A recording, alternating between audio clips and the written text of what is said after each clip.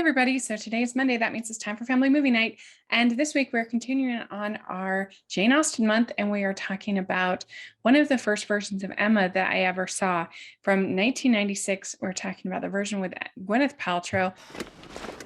Miramax Films is proud to present Gwenyth Paltrow, Toni Collette, Jeremy Northam, Ewan McGregor, Greta Scacchi, and Polly Walker in Jane Austen's timeless comedy, Emma. This is the version that people most commonly know. It's the Emma that is a lot of people's favorites. My favorite is actually the version from 2009, the miniseries, which maybe I will review one of these days on this channel. But for now, we're going to be talking about the 1996 version. And this was really like pre-Goop, Gwyneth Paltrow. And so I think that she has kind of baggage on her now that she didn't have then. And so she's great, I think, as the lead character. I really like her as Emma. She's very likable. You're definitely rooting for her. And one of the best things I think about Emma in comparison to the other Jane Austen books is that you really get to know the characters, and there's more romantic dialogue than in her other books.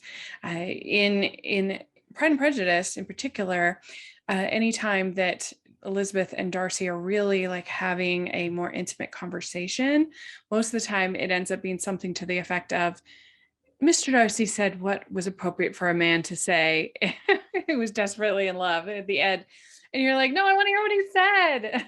But there's not that much banter between the hero and the heroine in Jane Austen's novels, except for in Emma. Emma's the only one, because there is that back and forth between Mr. Knightley and Emma.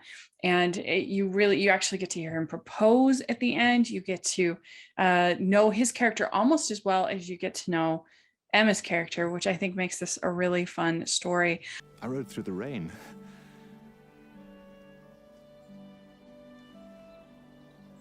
I'd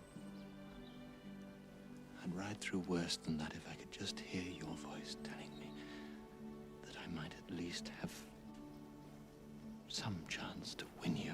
I really like Jeremy Northam as Mr. Knightley. He's one of my favorites, Knightleys. I think that they have genuine chemistry. You can see his frustration. I really like in the new one how they kind of visualize his frustration in an interesting way. And we'll talk about that next week. But in this one, you can still see his frustration. You can see that chemistry. You can see his jealousy at Frank Churchill in particular. And we forget sometimes that Ewan McGregor plays Frank Churchill in this, which is an interesting casting. The wigs are really bad, particularly for Frank Churchill in this movie. And then I think the other problem that we have with this movie is that Harriet Smith, Toni Collette, is a great actress, love her, but I don't think she's a very good fit for Harriet Smith. She's too old for the role, firstly, and so it just feels sort of weird. And I don't know, she just doesn't fit Harriet for me. I don't like that role and that casting. I don't like that casting in that role. I really like Sophie Thompson as Miss Bates. I think it's probably my favorite Miss Bates, and she brings some humor to the role. And I also love Alan Cummings as Mr. Elton. It's a great portrayal. And then Juliet Stevenson as Mrs. Elton is hilarious. I absolutely love her. I love how she says that I never talk about myself, but my friends say I know how to make a sandwich. Whenever she does that whole thing of the fake complimenting, I just think it's really funny, and she pulls it off best. She's definitely my favorite of any of the Mrs. Eltons. Mrs. Elton, I'm certain it would take something more dramatic than a change of towns to dislodge a thing as great as your talent. Oh, well, I myself don't call it great. I only know that my friends think so. Of course, all the production design in this is excellent. The costuming is beautiful. Everything looks kind of simple, and except for the characters like Mrs. Elton, they're supposed to be kind of over the top, and they capture that really well. I love the music. Rachel Portman's score, I think, is beautiful. And I love, like I said, the whole proposal scene. Marry me?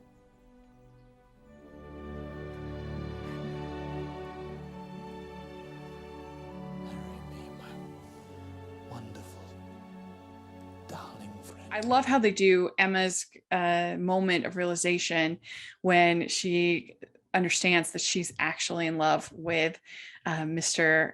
Knightley. I think it works really well. And they include the line, now I need not call you Mr. Knightley. I may call you my Mr. Knightley, which is such a great line.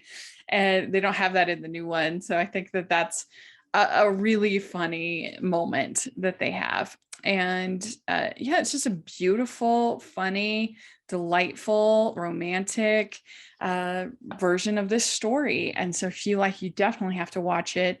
And let me know what you think of this one. Is it one of your favorites?